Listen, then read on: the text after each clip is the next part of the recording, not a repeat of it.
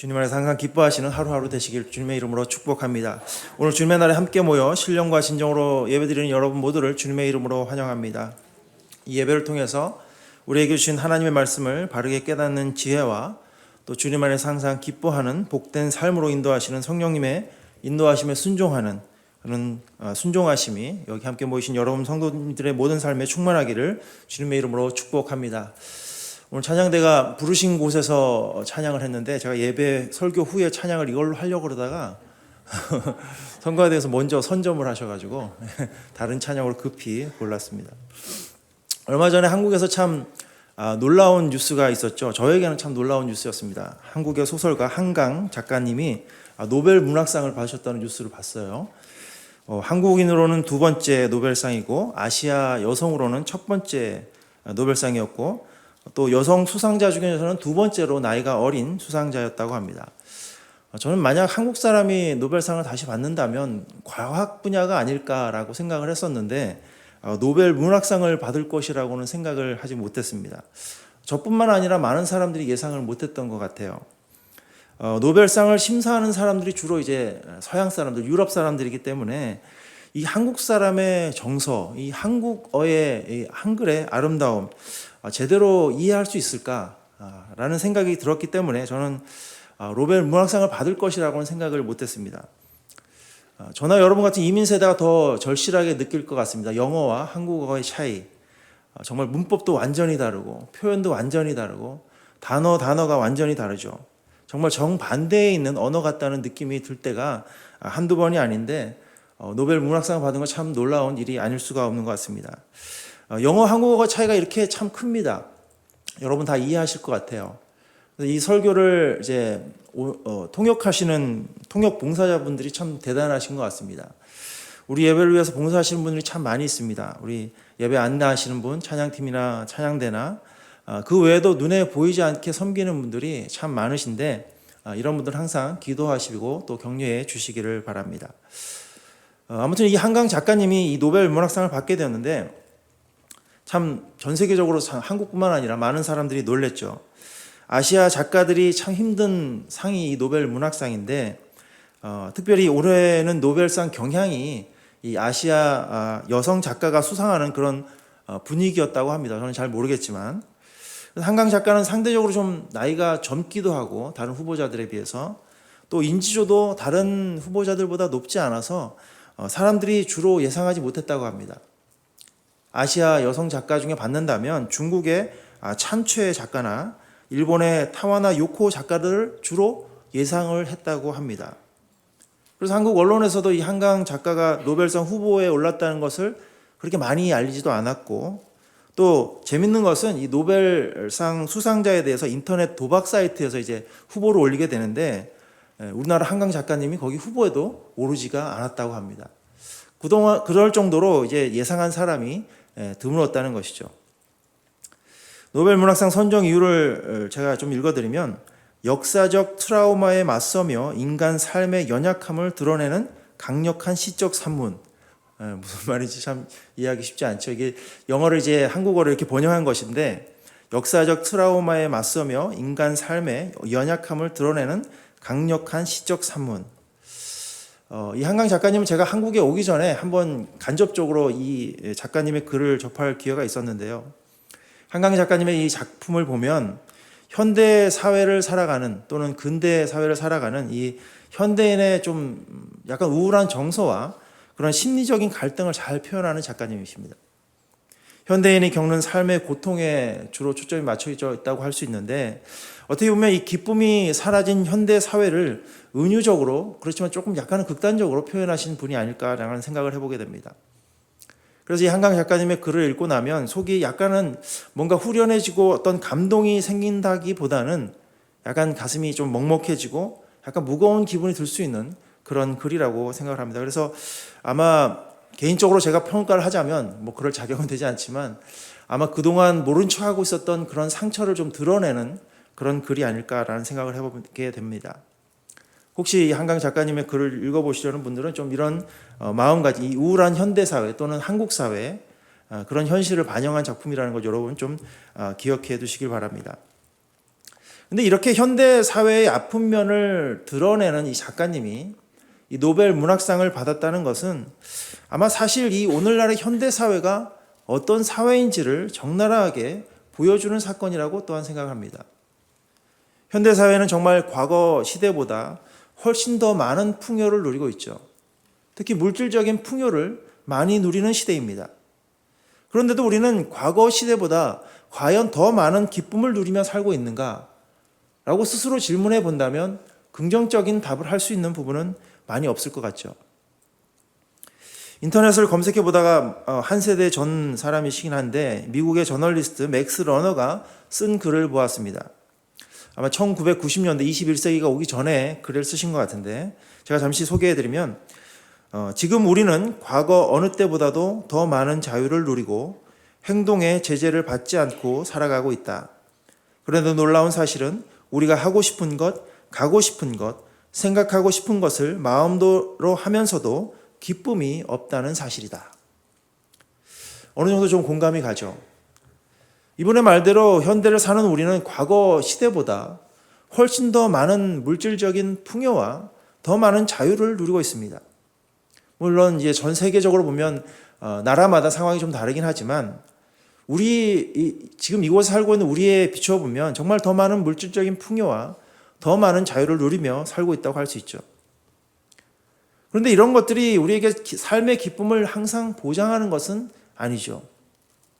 당장 10년 전과 오늘날 이 시대를 비교해봐도 너무나 많은 것들이 편리해지고 더 풍요로워지고 더 잘 살고 있다라고 할 수 있지만 우리들 가운데, 삶 가운데 기쁨이 더 많아졌다고는 할 수 없는 것 같습니다.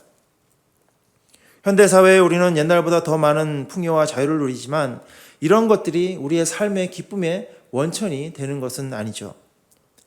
삶의 기쁨은 외부에서 오는 것이 아니라 내부에서 오는 것이기 때문입니다. 근데 이제 한국 사회 통계이긴 한데 2017년과 2021년을 비교한 통계를 보면 이 5년 사이에 우울증 환자는 35% 더 많아졌다고 하고 불안 장애를 겪는 환자는 32% 더 많아졌다고 합니다. 특히 다음 세대라고 할 수 있는 20대의 우울증 환자는 이 5년 사이에 127%나 더 많아졌다고 합니다. 우리 사회의 외부는 점점 편리해지고 정말 놀랍게 변하고 있는데 이 사람의 내부에서는 이 현대인의 마음과 영혼은 점점 더 기쁨을 잃어가고 있다는 것이죠. 저는 오늘 주일 말씀을 위해서 기도하며 고민하다가 바로 이렇게 현대인의 가장 필요한 또 가장 결여되어 있다고 보이는 이 기쁨에 관한 말씀을 전해야겠다는 생각이 들었습니다.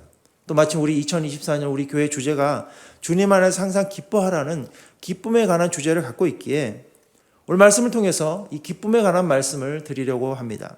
오늘 우리에게 주신 말씀에서 이 풍요롭지만 우울한 시대를 살아가는 우리의 삶에서 그리스도인으로서 삶의 기쁨을 찾고 삶의 기쁨을 회복하는 그런 방법에 대해서 함께 나누기를 원합니다. 특별히 오늘 말씀을 통해서 우리 신앙생활에 영적인 기쁨을 회복하는 길을 깨달으시기를 주님의 이름으로 축복합니다. 우리 교회는 이제 새벽마다 목사님들이 돌아가면서 매일 성경 큐티 본문의 말씀으로 설교하죠. 이번 이제 9월부터 10월까지는 이제 10월 중순까지는 열왕기하 말씀을 우리가 새벽마다 함께 나누고 있는데요. 이 남과 북으로 분열된 시대를 살아가는 이스라엘 백성들에 관한 말씀이죠. 성경 속에서 이스라엘의 역사를 보면 이스라엘 백성들은 다윗과 솔로몬의 이 통일 왕국 시대를 거쳐서 남과 북이 갈라진 분열 왕국 시대를 살아갑니다. 그리고 이 분열 왕국 시대를 살아가는 이스라엘 백성들은 여러 가지로 하나님 마음에서 벗어난 그런 삶의 모습을 보여줍니다. 특히 이 시대에는 영적으로 우상 숭배에 빠진 삶을 대부분 살았음을 성경은 기록합니다.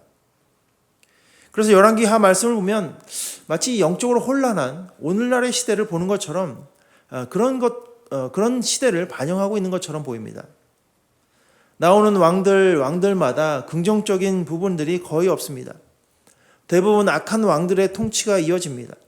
그러다 보니까 분열 왕국 시대를 살아가는 이스라엘 백성들은 참 기쁨이 많이 부족한 시대를 살았다고 봅니다.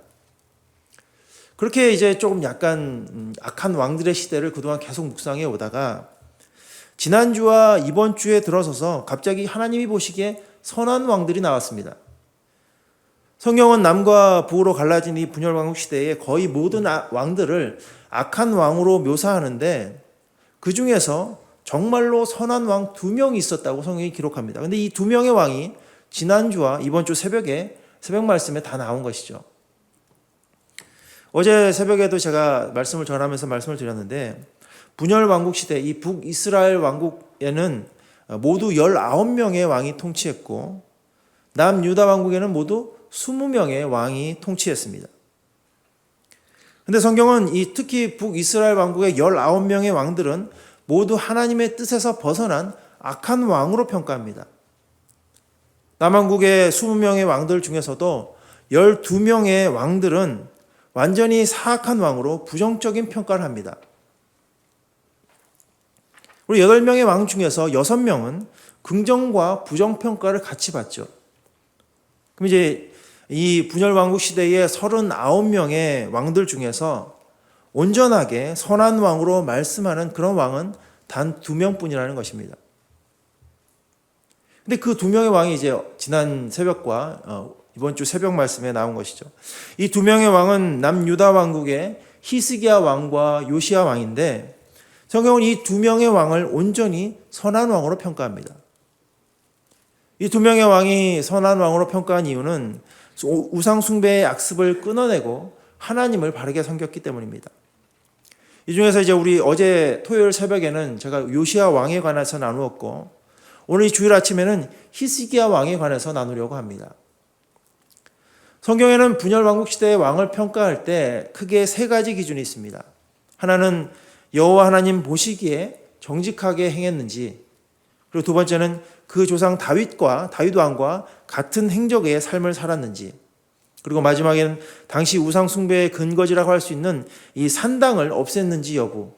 이 3가지 기준에 의해서 선한 왕 또 악한 왕으로 구분하는데 이 히스기야 왕과 요시야 왕만이 이 3가지 기준을 모두 통과한 것이죠. 근데 제가 생각하기에 이 2명의 왕의 선한 왕의 가장 큰 업적은 이 분열 왕국 시대에 이스라엘 백성들에게 삶의 기쁨과 영적의 기쁨을 회복한 것이 이 2명의 선한 왕의 가장 큰 업적이라고 생각합니다. 오늘 우리도 히스기야 왕의 선한 행적을 통해서 우리의 삶에서 영적인 기쁨을 잃어버렸거나 또는 잊어버렸을 때 어떻게 이 기쁨을 회복할 수 있을지를 함께 나누기를 원합니다.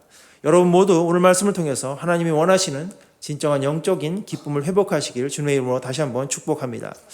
히스기야 왕에 대해서 좀 설명을 드리면 히스기야 왕은 남유다 왕국의 13번째 왕입니다. 열왕기하 18장 말씀을 보면 29년간 나라를 통치했다고 합니다. 제가 아까 히스기야 왕에 대해서 이 선한 왕이라고 말씀을 드렸는데 성경에서는 이 히스기야 왕에 대해서 구체적으로 이렇게 평가를 합니다. 열왕기하 18장 3절과 4절 말씀입니다.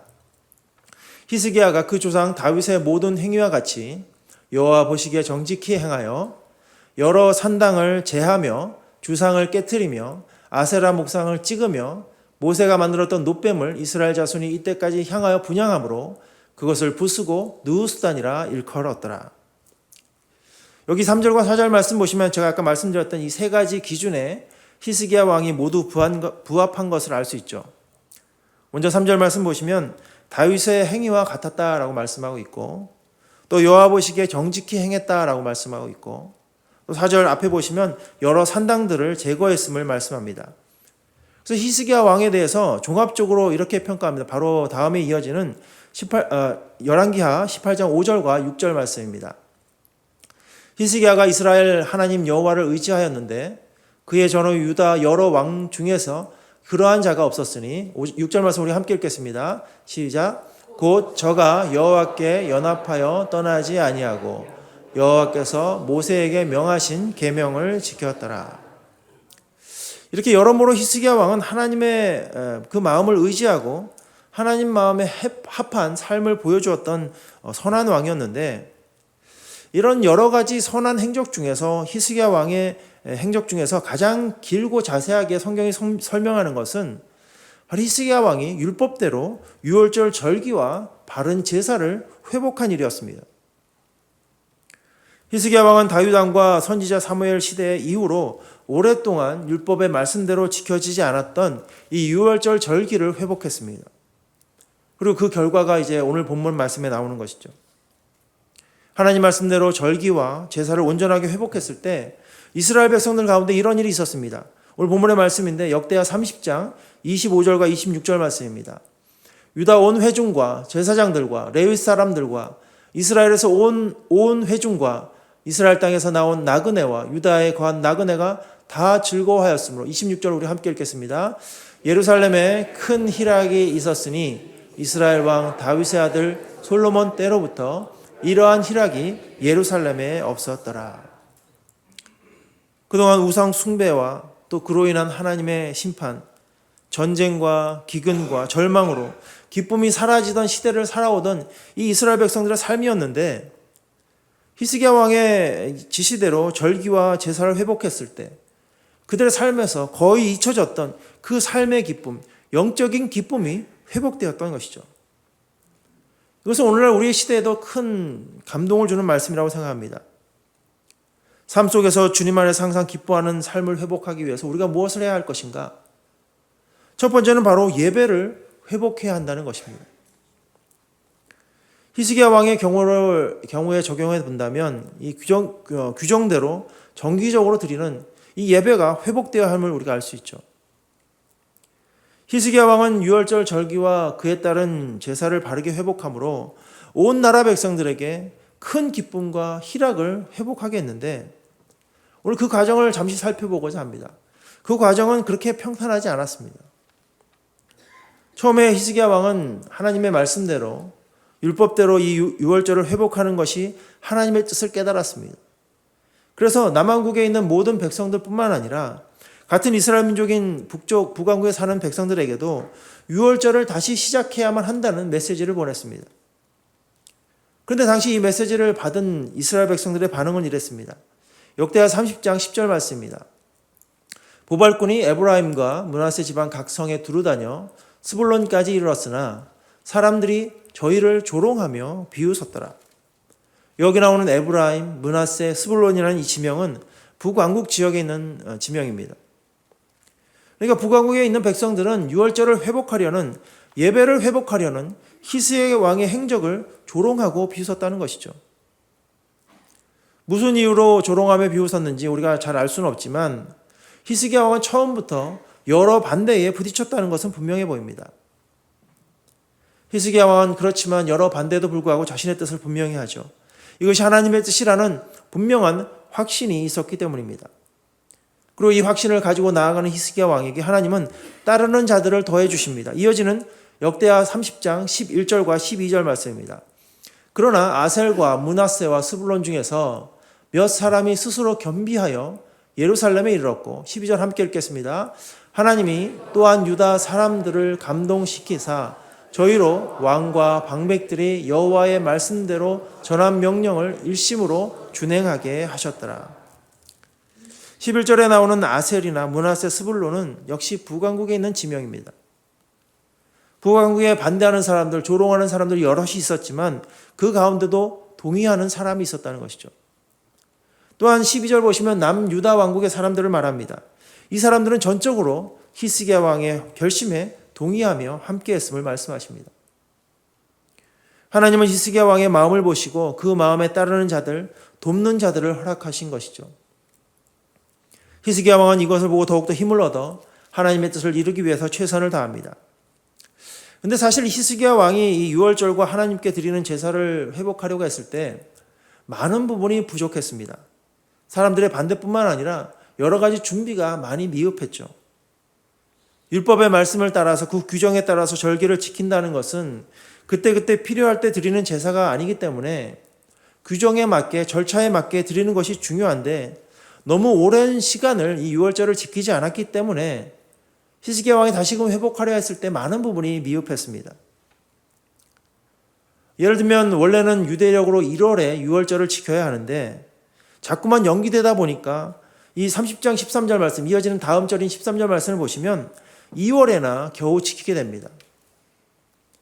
또 그렇게 겨우 반대에도 불구하고 많은 사람들이 유월절을 지키려고 모였는데 정작 모여보니까 사람들이 전혀 준비가 되어 있지 않았음을 발견하게 됩니다. 특히 다음에 이어지는 14절 말씀 우리가 함께 보도록 하겠습니다. 14절 말씀 시작. 무리가 일어나 예루살렘에 있는 제단과 향단들을 모두 제하여 기드론 시대에 던지고.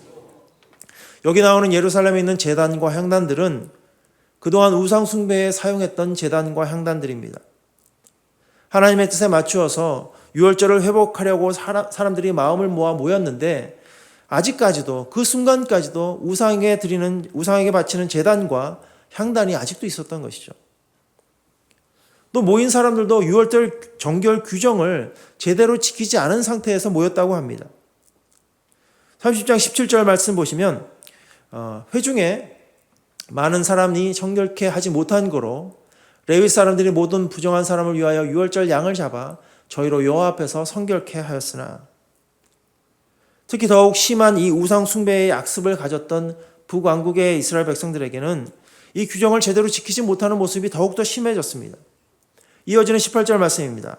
에브라임과 므낫세와 이사갈과 스불론의 많은 무리는 자기를 깨끗게 하지 아니하고 유월절 양을 먹어 기록한 규례에 어긴지라. 히스기야가 위하여 기도하여 가로되 선하신 여호와여 사하시옵소서. 여기 나오는 지명 에브라임과 므낫세와 이사갈과 스불론 다 북쪽에 있는 지명이라고 말씀을 드렸죠. 유월절을 회복하려는 마음으로 함께 모였는데 미처 잘 준비가 되어 있지 않아서 오히려 말씀을 어기는 결과가 되었던 것입니다. 율법에서 지정한 유월절은 매년 정기적으로 지켜야 하는 규정과 규례를 제대로 지켜야 하는 이 이스라엘 백성들에게는 아주 중요한 절기입니다. 근데 히스기야 왕이 유월절을 회복하기 시작할 때는 여러 가지로 지켜지지 않은 반쪽짜리 유월절이라고 할 수 있는 것이죠. 아마도 이 예수님 시대의 신약 시대의 바리새인과 이 서기관들이 보았다면 아마 엄청나게 화를 냈을 법한 일이 당시에 있었던 것입니다. 그런데 이 엉망진창의 유월절을 보면서 우리가 분명히 알아야 하는 것은 하나님은 이 엉망진창의 유월절을 기뻐하셨다는 것입니다. 형식과 규례가 제대로 지켜지지 않은 유월절이었지만 오히려 규정대로 지켜졌던 유월절보다 더 기뻐하셨고 유월절의 그 엉망진창의 유월절에 참여한 모든 하나님의 백성들에게도 더 큰 기쁨과 회복과 희락을 허락하셨다는 것입니다. 왜 하나님께서 더 기뻐하셨을까요? 왜냐하면 그 유월절에 참여하는 사람들의 마음가짐이 달랐기 때문입니다. 북왕국과 남왕국의 백성들은 비록 철저하게 준비하지는 못했지만 그동안 지켜지지 않았던 유월절과 제사를 다시 지키고 드린다는 것에 큰 감동이 있었습니다.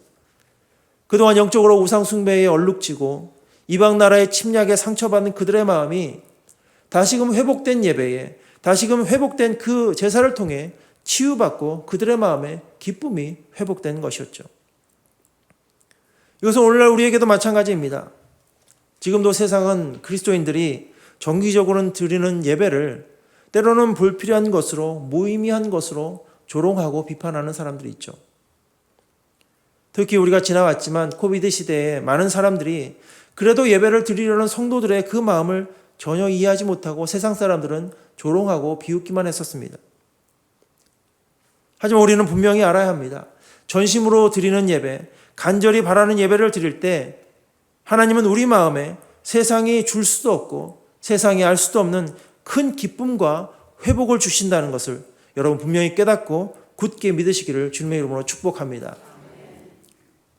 이렇게 예배가 회복될 때에 주님 안에서 우리의 삶에 기쁨이 회복됩니다. 두 번째로 히스기야 왕이 유월절 절기와 제사를 회복했던 일을 통해 보여준 행적은 기도의 회복이었습니다. 우리도 우리의 삶 속에서 주님 안에서 항상 기뻐하는 삶을 회복하기 위해서는 기도를 회복해야 합니다. 조금 전에 히스기야 왕이 유월절 절기의 회복을 위해서 북왕국과 남왕국의 백성들을 불러 모았는데 그들이 여러 가지 의미에서 유월절 규례를 제대로 지키지도 못했고 상황도 많이 미흡했다는 말씀을 드렸죠. 그럼에도 불구하고 하나님은 그들의 진정한 마음을 보시고 그 모든 잘못들, 죄악들을 용서해 주시고 오히려 큰 기쁨을 회복해 주셨는데 여기에 가장 중요한 역할을 했던 것이 바로 히스기야 왕의 기도였습니다. 오늘 본문에 나오기 전인데 역대하 30장 18절 후반부 말씀부터 20절까지 말씀, 조금 길지만 제가 읽도록 하겠습니다. 히스기야가 위하여 기도하여 가로되 선하신 여호와여 사하옵소서.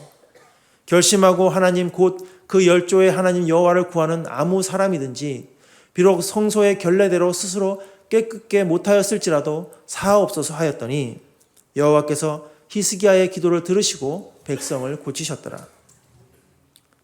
히스기야 왕은 유월절을 다시 지키려고 했지만 율법의 그 규정대로 지키지 못했음을 하나님께 회개하고 있죠. 특히 북왕국에서 북쪽에서 온 이스라엘 백성들이 유월절 규례를 제대로 지키지 않았는데 사실 이것이 율법상으로 보면 아주 중요한 문제였습니다. 민수기 9장 13절 말씀, 12절 후반부와 13절 말씀을 보시면 이 유월절 규례를 정확히 지키라고 그렇게 명령하셨기 때문입니다. 민수기 9장 13절, 14절 말씀입니다. 유월절 모든 규례대로 지킬 것이니라. 그러나 사람이 정결도 하고 여행 중에도 잊지 아니하면서 유월절을 지키지 아니하는 자는 그 백성 중에서 끊쳐지리니 이런 사람은 그 경기에 여호와께 예물을 드리지 아니하였은즉 그 죄를 당할지니라. 하나님은 유월절 정기를 정하시면서 유월절의 그 규례대로 제대로 지키지 않으면 백성들 가운데 끊어질 것이라고 그렇게 말씀하고 있죠. 당시 이스라엘 백성들이 유월절의 규례를 어긴 것은 상황적으로는 이해될 수 있는 부분이 있을지라도 율법적으로는 큰 죄를 지은 것이었습니다.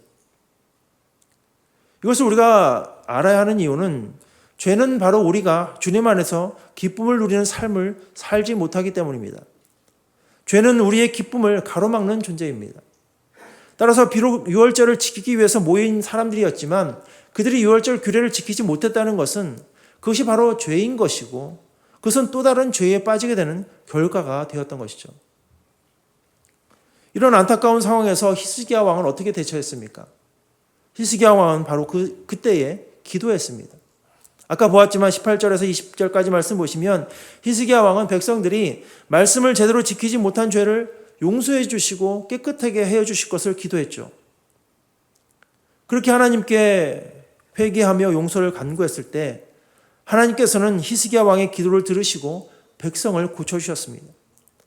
히스기야 왕이 그 회개의 기도를 들어주시고 용서해 주신 것이죠.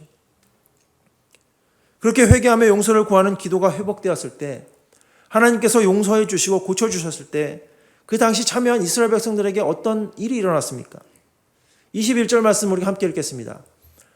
시작. 예루살렘에 모인 이스라엘 자손이 크게 즐거워하며 7일 동안 무교절을 지켰고 레위 사람들과 제사장들은 날마다 여호와를 칭송하며 큰 소리나는 악기를 올려 여호와를 찬양하였으며.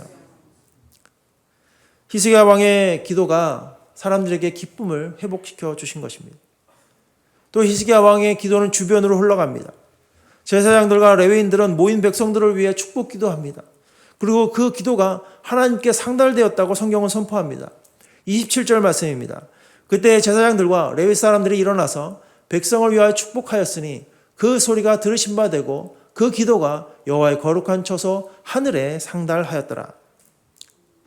죄악에서 벗어나 기도가 회복되었을 때 하나님의 백성들 사이에서 기쁨이 회복된 것이었습니다. 그리고 그렇게 주님 안에서 기뻐하는 마음으로 축복하며 기도하였을 때 그 기도가 하나님께 상달되는 응답받는 진실한 기도가 될 수 있었던 것이죠. 분명히 죄는 우리에게 기쁨을 빼앗아 갑니다. 죄는 우리를 절망과 낙심에 빠뜨리고 죄는 우리를 무기력하게 합니다. 하지만 회개와 용서의 기도는 죄에 빼앗긴 기쁨을 다시 회복시켜 주심을 여러분 믿으시기 바랍니다. 우리 안에 회개치 못한 죄가 만약 있다면, 만약 그런 허물이 있다면 이 시간 하나님의 은혜를 간절히 바라며 우리의 죄를 용서해 주시기를 간절히 기도하시길 바랍니다. 그 회개와 용서의 기도가 회복될 때 죄에 가로막혀 있었던 우리의 삶의 그 기쁨과 평안이 다시금 우리의 드리는 회개의 기도를 통해 회복될 것을 여러분 꼭 믿으시기 바랍니다. 오늘 함께 하신 여러분 모두도 당시 예루살렘에 모인 이스라엘 백성들처럼 죄와 허물에 빼앗겼던 기쁨을 기도로 회복하시기를 주님의 이름으로 축복합니다. 또한 히스기야 왕처럼 죄로 인해 낙심과 절망에 빠진 다른 형제 자매들을 위해서 간절히 중보기도하는 하나님이 기뻐하시는 기도의 사람이 되시기를 다시 한번 주님의 이름으로 축복합니다. 마지막 세 번째로 우리의 삶 속에 주님 안에서 항상 기뻐하는 기쁨을 회복하기 위해서는 찬양을 회복해야 합니다. 우여곡절 끝에 마침내 유월절이 지켜졌죠. 날짜도 제대로 지키지 못했고 규례도 제대로 지키지 못했지만 정말 신약시대의 율법학자들이 보았다면 정말 분노할 만한, 진노할 만한 그런 유월절이었지만 그렇게 오랫동안 지켜지지 않았고 잊혀졌던 그 유월절 절기와 그 제사가 마침내 히스기야 왕 시대에 회복되었습니다. 바로 그날에 어떤 일이 있었는지 성경은 이렇게 말씀하십니다. 방금 전에 읽었지만 21절 말씀 우리가 다 함께 읽도록 하겠습니다. 시작. 예루살렘에 모인 이스라엘 자손이 크게 즐거워하며 7일 동안 무교절을 지켰고 레위 사람들과 제사장들은 날마다 여호와를 칭송하며 큰 소리 나는 악기를 올려 여호와를 찬양하였으며. 성경은 이렇게 말씀하십니다. 바로 그날에 유월절과 제사가 회복된 그날에 예루살렘의 유월절을 지키기 위해 모인 모든 이스라엘 자손들에게 큰 기쁨과 즐거움이 회복되었고 레위 사람들과 제사장들은 날마다 악기를 동원하여 여호와 하나님께 드리는 그 찬양이 또한 회복되었다고 말씀하고 있죠. 말씀대로 예배가 회복되고 죄악으로 인해 절망하던 마음이 기도로 회복되었을 때 그들의 마음에는 큰 소리와 즐거운 찬양으로 하나님께 영광을 올려드렸던 것입니다. 이렇게 찬양은 분명히 우리의 기쁨을 표현하는 방법입니다. 찬양은 우리의 기쁨을 표현하는 방법인데 이것을 다시 생각해 보면 우리의 삶이 주님 안에서 항상 기뻐하는 삶을 산다면 우리의 입술에는 항상 찬양 드리는 그 찬양이 나온다는 것이죠. 우리가 드리는 찬양으로 우리 마음속에 기쁨이 있는지 없는지를 알 수가 있다는 것입니다. 우리의 입술로 드리는 찬양으로 우리의 기쁨이 증명된다고 할 수 있습니다. 따라서 오늘날 우리도 찬양을 사모하고 찬양으로 충만한 삶을 지금 살고 있다면 우리도 주님 안에서 기쁨을 누리며 살고 있다는 것이죠. 근데 성도님들 중에서는 이런 분들도 가끔 있죠. 내 삶에는 주님이 주시는 기쁨으로 가득한데 나는 노래를 못해요. 나는 음악을 못해요. 나는 음치예요. 이렇게 하시는 분이 있습니다. 분명히 있죠. 근데 하나님 기준에서 보시면 어떻습니까? 괜찮습니다. 예배 시간은 또 찬양하는 시간은 노래 자랑하는 시간이 아니죠. 하나님은 음악 선생님 아닙니다. 하나님이 받으시는 찬양은 우리가 마음을 다하여 정성을 다하여 드리는 찬양입니다. 음정도 좀 틀릴 수 있고 박자도 좀 틀릴 수 있죠. 사람의 기준에서 잘하는 찬양, 듣기 좋은 찬양만 하나님이 받으시는 것 절대로 아닙니다. 찬양을 만약에 못한다면, 찬양을 하고 싶은 마음이 들지 않는다면 우리의 마음을 돌아볼 필요가 있습니다. 혹시 우리 마음에 기쁨이 없어서이거나 혹시 그런 마음으로 인해서 찬양하는 마음이 들지 않았는지를 돌아봐야 한다는 것이죠. 아는 찬양이 없습니다. 또 이렇게 말씀하시는 분이 있죠. 요즘 인터넷이 얼마나 잘 돼 있습니까? 찬양 좀 찾아보면 됩니다. 유튜브 좀 검색해서 세상 노래 듣는 시간 좀 줄이시고 찬양 좀 많이 들으시면 아는 찬양이 점점 늘어나게 되겠죠. 아는 찬양 없으면 여러 번 들으면서 찬양 배우면 됩니다. 말씀드린 것처럼 하나님을 찬양하는 찬양의 마음이 있는지 없는지, 우리 마음 안에 기쁨이 충만한 삶을 살고 있는지 않는지가 더 중요한 것이죠. 따라서 마음을 다하여 여러분 마음에 있는 기쁨을 다하시고 하나님께 찬양으로 영광 올려드리시는 저 여러분 되시길 주님의 이름으로 축복합니다. 또한 성경을 보면 우리가 찬양할 때 우리의 마음에 기쁨이 충만할 것이라고 합니다. 기쁨이 충만해서 찬양하기도 하지만 찬양할 때 우리의 마음이 기쁨이 충만하다는 것입니다. 이것이 찬양의 능력이고 찬양의 힘이죠. 시편 71편 23절 말씀입니다. 우리 함께 읽겠습니다. 시작. 내가 주를 찬양할 때에 내 입술이 기뻐 외치며 주께서 구속하신 내 영혼이 즐거워하리이다. 또 사무엘상 16장 23절 말씀입니다. 시작. 하나님의 부리신 악신이 사울에게 이를 때에 사울이 수금을 취하여 손으로 탄즉 사울이 상쾌하여 낫고 악신은 그에게서 떠나더라. 이 두 구절의 말씀이 무엇을 말씀하십니까? 특히 사무엘상 말씀 보시면 하나님을 떠나 악신에게 사로잡혀 있었던 사울 왕이 다윗이 연주하는 그 찬양을 통해서 치유되고 악신이 떠나갔음을 말씀하고 있죠. 찬양할 때에 우리의 마음에 기쁨으로 충만하다는 것이죠. 이것이 찬양의 능력입니다. 오늘 함께 예배드리시는 모든 성도님들은 우리가 주님 안에서 항상 기뻐할 때에 찬양이 회복한다는 것을 깨달으시고, 또한 찬양이 우리 가운데 회복될 때에 우리가 주님 안에서 누리는 기쁨이 회복된다는 것을 꼭 기억하시길 바랍니다. 이것을 통해서 온전히 하나님이 기뻐 받으시는 온 마음과 정성을 다한 찬양 드리는 찬양의 삶을 사시기를 다시 한번 주님의 이름으로 축복합니다. 오늘 우리는 히스기야 왕이 하나님의 말씀대로 율법을 회복하고 예배를 회복하고 그동안 오랫동안 지켜지지 않았던 유월절을 다시금 지키는 과정들을 말씀을 통해 보았습니다. 히스기야 왕이 하나님의 말씀을 지키며 하나님께 진정한 영광을 올려드렸을 때 그동안 우상 숭배와 영적인 기근과 방황 때문에 기쁨이 메말랐던 이스라엘 백성들 가운데 큰 기쁨과 즐거움이 회복되었음을 말씀을 통해 볼 수 있었죠. 오늘날 우리에게도 가장 필요한 것이 무엇입니까? 바로 기쁨입니다. 하나님은 우리에게 주 안에서 항상 기뻐하라 라고 말씀하셨는데, 우리의 삶을 돌아보면 때로 우리는 세상의 유혹에 넘어지고 죄악에 빠져서 주님 안에 거하는 참 기쁨을 누리며 살지 못할 때가 너무나도 많습니다. 삶은 분명히 풍요롭고 여유로워지고 편리해졌는데 우리의 영혼은 여전히 낙심과 우울함에 빠져 있을 때가 너무나도 많죠. 이럴 때 하나님은 우리에게 주님 안에서 삶의 기쁨을 찾고 회복하는 길을 알려주십니다. 히스기야 왕이 그랬던 것처럼 예배를 회복하고 기도를 회복하고 찬양을 회복할 때에 주님이 주시는 참 기쁨이 우리의 삶의 충만함을 주님께서 가르쳐 주셨습니다. 오늘 얘기해 주신 이 말씀의 교훈을 붙들고 여러분의 삶에 세상이 알지 못하고 세상이 줄 수도 없는 주님 안에서 항상 기뻐하는 참 기쁨의 삶이 회복되시기를 주님의 이름으로 간절히 축원합니다. 다 함께 자리에서 일어나셔서